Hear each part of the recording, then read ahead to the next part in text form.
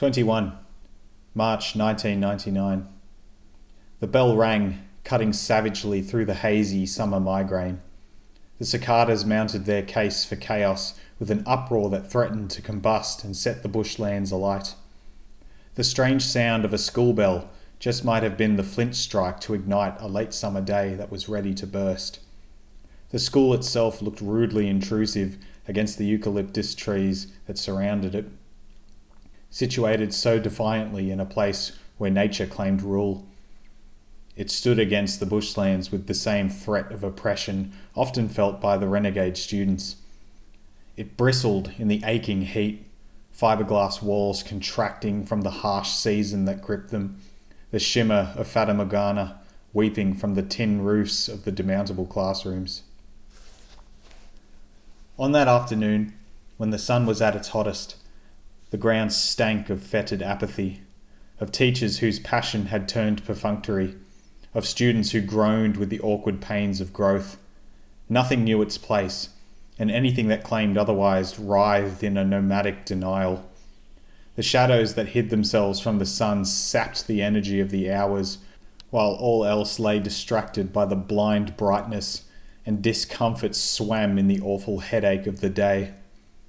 When it seemed that no malady could sweat out that fever, the children broke out from their classrooms and ran for the bindi-covered field to proclaim their temporary freedom. "It's Aussie rules," a child called. "Half field, each year to themselves." "How's that fair?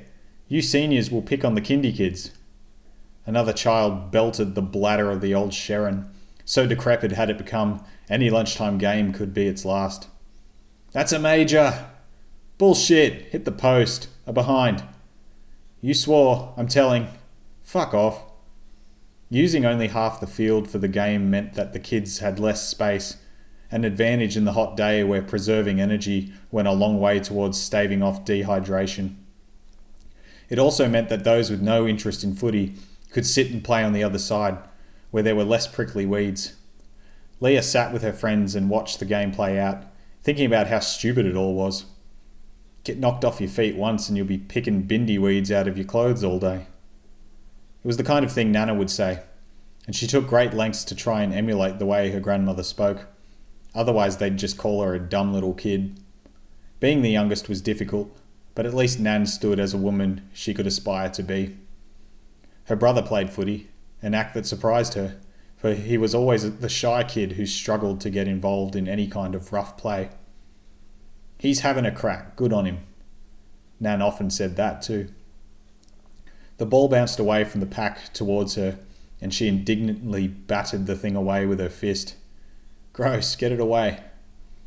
The others paid her no mind, and recovered the stray ball back to the cluster of bodies at the other end of the field.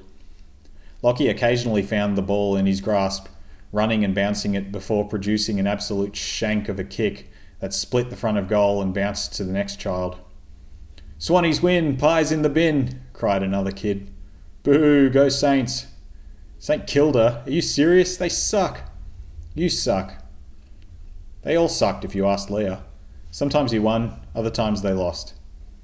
It seemed like an even split to her, and there was no point getting worked up about either result. The kids all had their team and would go blue in the face arguing why they were superior to another. Leah did like the colours, each team having their own jersey and moniker. There was no turtle team though, which she saw as a missed opportunity. She would also admit to being excited for the upcoming Olympic Games. Presently she became aware of a rising tension amongst the group. Maybe a hand pass would be a little rougher than it needed to be, or maybe a child would showboat a little too much after kicking a goal. She looked at her pink wristwatch and deciphered the hands. She'd taken great pride learning to read analog. A couple more minutes until lunch ended. Probably for the best. Everyone was getting mean. Lockie got the ball again and this time sent a perler of a kick straight between the sticks, where he cheered for himself with his few friends while others didn't look so happy about it. "That was a fluke, dude." "Calm down, Smithy, it was a good kick." "Fluke. If I played properly, Lockie would be last every time. Stone, motherless, last." Smithy could see that his taunt had affected Lockie. "What a shame we have the same last name. You're a joke." Shut up, Lockie timidly replied. Smithy's mates seemed split. Some tried to calm him down while others egged him on. He is motherless, Last. He's a bastard. Smithy laughed. A motherless bastard. Ha! Bastard means no dad, though. Does it? Who cares? It's totally true. Leah watched in horror as the older boys tore her brother apart with their words. She wished she could grow to their size and beat them up, but could only watch helplessly as Lockie fought back tears. He's going to cry. Cry to Mummy?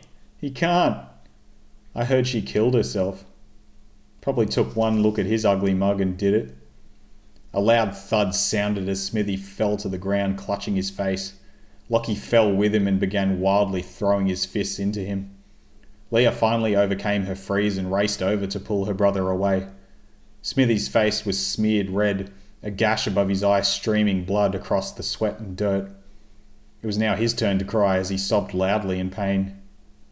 Jesus, Lockie, said one of Smithy's friends. The fuck is wrong with you?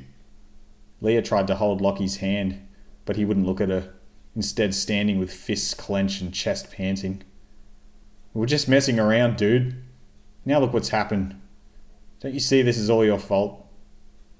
Leah tugged her brother's arm, desperately trying to lead him away from the conflict, and only when he finally turned and looked into his sister's eyes did he break down completely and weep openly, slowly shuffling his way back to the classroom as the bell rang again.